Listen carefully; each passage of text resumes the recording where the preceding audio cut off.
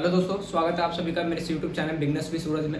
आज मैं आप लोगों के सामने जो बिहार में जो 2022 और 23 में जो रिक्तियां रह गई थी उन पर जो वैकेंसी आने के चांसेस है इस बार काफ़ी ज़्यादा जोरों पे है। आप देख रहे होंगे कि जो भाई न्यूज़ में है वो बिहार वैकेंसी को लेकर के काफ़ी ज़्यादा गर्मा का माहौल बना हुआ है। तो इस चक्कर में हम लोग क्या करेंगे, आज उन पर बात करेंगे कि आखिरकार अगर सेवन नंबर का जो फेज़ है या 7th फेज़ बोलते हैं आप लोग, उसमें कौन कौन से हमें डॉक्यूमेंट वेरीफाई या जब डॉक्यूमेंट वेरिफिकेशन होंगे तो उस टाइम पर हमें किस किस डॉक्यूमेंट की नीड पड़ेगी, उन सब के बारे में हम आज जानने की कोशिश करेंगे। तो जितना हो सका है, मतलब जो आपके लिए इंपॉर्टेंट है उन्हीं चीज को मैंने यहाँ पर हाईलाइट किया। दोस्तों होप सो आपको ये वीडियो सही लगे और हेल्पफुल लगे। अगर हेल्पफुल लगे तो ये चीज को आगे क्या करें, शेयर करें। जैसे सबसे पहले हम लोग बात करेंगे कि जो इससे पहले जो 6 नंबर के जो फेज जो पास ऑन हो चुका है, दिसंबर की बात करते हैं हम लोग। उसके बाद जो वैकेंसी 6 वाले में रह गई थी, जो खाली रह गई थी, अब उसको हम क्या करेंगे 7 में जो ये यहाँ के गवर्नमेंट है वो क्या करने जा रही है, एड ऑन करने जा रही है। और 7th वाले फेज की तो ऑटोमेटिक है। तो दोनों का मिलाकर के जो वैकेंसी है कहीं ना कहीं 1.5 लाख के अप्रोक्सीमेट आने वाली है, जिसको देख करके क्या करेंगे हम लोग शुरू करते हैं। सबसे पहले क्या है, यहाँ पर जो पहले कराया जाता था वो ऑफलाइन मोड में होता था, जिसमें करप्शन होने के काफी ज्यादा चांसेस होते थे और ये इसमें कई केसेस भी आए हैं। तो ये इनिशिएटिव सरकार के द्वारा काफी बेटर है, क्योंकि जो ये प्रोसेस है वो क्या होने जा रहा है, ऑनलाइन हो जा रहा है, जहां पर क्या धांधली का कुछ मतलब नहीं रह जाएगा।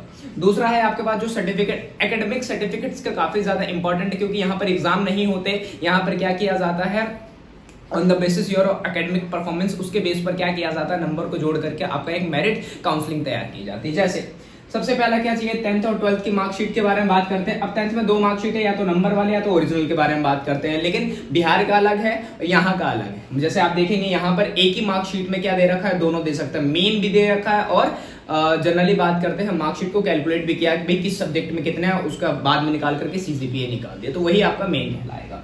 एक चीज दोस्तों, जो ये 7th नंबर का है इसमें आपको डोमिसाइल चाहिए होगा, क्योंकि 6th फेज में क्या हुआ, अदर स्टेट वाले जाकर के वहां के वैकेंसी को क्या किया, क्रैम्प किया, पकड़ा, जिसके कारण से वहां के लोगों को काफी ज्यादा दिक्कतें हुई।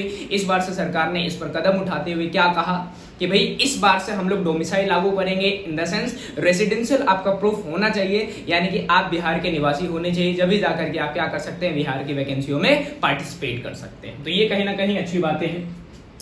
12th सर्टिफिकेट सेम चीजें हमने बात करी। उसके बाद जो ग्रेजुएशन डिग्री, आप देखेंगे कि जो 6 to 8 तक है उसमें ग्रेजुएशन डिग्री मस्ट होती है, जिसमें आप लोग बात करेंगे डिप्लोमा या डिग्री होनी चाहिए आपके पास, या तो बीएड का रखा हो, बीटीसी, और नॉर्मली डीएलएड के बारे में बात करते हैं इन सब के बारे में, क्योंकि बिना टीचिंग ट्रेनिंग के या बिना किसी डिग्री के आप टीचिंग लाइन में जा नहीं सकते। इसलिए क्या है, टीचिंग में आपका डिग्री या डिप्लोमा का होना बेहद मस्ट है। उसके बाद जैसे ही आपने ये डिग्री या डिप्लोमा ले लिया, उसके बाद आपको क्या करना पड़ेगा, एंट्रेंस टेस्ट देना पड़ेगा। जैसे सेंट्रल लेवल पे आप क्या करते हैं, सीटेट दे दे, और दूसरा हम बात करते हैं स्टेट लेवल पे, जैसे जो बिहार अपना खुद का लेती है उसको हम क्या बोलते हैं, बीटेट बोलते हैं। उसके बाद ये चीज तो हो गई आपके पास, ये दोनों लगेंगे, इसमें मार्कशीट लगेंगे और नॉर्मली इसका मेन सर्टिफिकेट। आप देखेंगे जब भी आप एग्जाम दे तो उसके बाद जो रिजल्ट आएगा, डिजी लॉकर पे सीटेट का अमूमन रिजल्ट आता है, तो वहां पर 2 आपको सर्टिफिकेट डाउनलोड करने पड़ेंगे। एक तो मार्कशीट होगा कि भाई किसमें कितने मिले, और उसके बाद एक टोटल बिल्कुल फाइनल क्या आता है, आपके पास लिस्ट आता है डॉक्यूमेंट के तौर पर। तो ये तो होगा हमारी 6 चीज। उसके बाद 7वां क्या है, रेसिडेंशियल सर्टिफिकेट। ये इस बार से ऐड किया गया है, जो डोमिसाइल के रूप में काम करेगा, इन द सेंस आपके पास वहां का क्या कुछ ना कुछ प्रूफ होना चाहिए, चाहे आपके एंसेस्टर का हो, चाहे आपके पूर्वज का हो, या आपका खुद का हो। तो ये चीजें कहीं ना कहीं बेटर है। इससे ये होगा कि बाहरी यानी कि अदर स्टेट वाले क्या कर सकते हैं, भाई यहाँ पर पार्टिसिपेट नहीं कर सकते, because they don't belong to the Bihar state. Aadhaar card, ये तो सबको पता है कि भाई एक आपके पास क्या होना चाहिए डॉक्यूमेंट के तौर पे, या तो आधार कार्ड लगा दे, पैन कार्ड लगा दे, या राशन कार्ड के बारे में बात करता है, 2 पासपोर्ट साइज फोटो। और ये क्या होगा उस टाइम पर, करंट की बातें करें। तीसरा हम लोग बात करते हैं इनकम सर्टिफिकेट के बारे में, ये आपका मस्ट होगा। चौथा कास्ट सर्टिफिकेट। कास्ट सर्टिफिकेट में क्या है, जैसे जर्नल का है तो जर्नल को बनाने की जरूरत नहीं है, आप सभी को पता है। ओबीसी, एससी, एसटी और ईडब्ल्यूएस। ओबीसी में 2 लेवल का बनेगा, ईसी और बीसी के बारे में बात करते हैं। तो ये आपको क्या करना पड़ेगा, इसके लिए मैं अलग से वीडियो बनाऊंगा दोस्तों कि ईबीसी और बीसी का होता क्या है।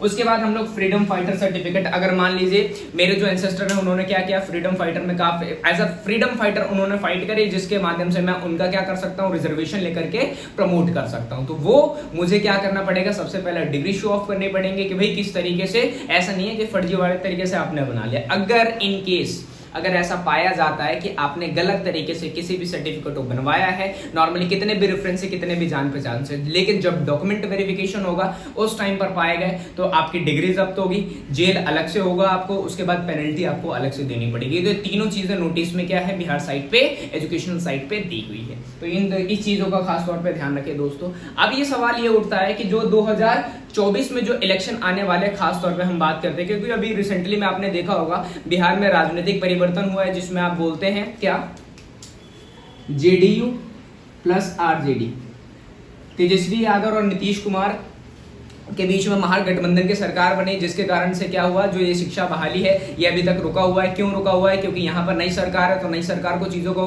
प्रोसेस को समझने में टाइम लगेगा, जिसके कारण से यहाँ पर क्या है, जो अभ्यर्थी हैं वो काफी ज्यादा क्या कर रहे हैं, वेट कर रहे हैं।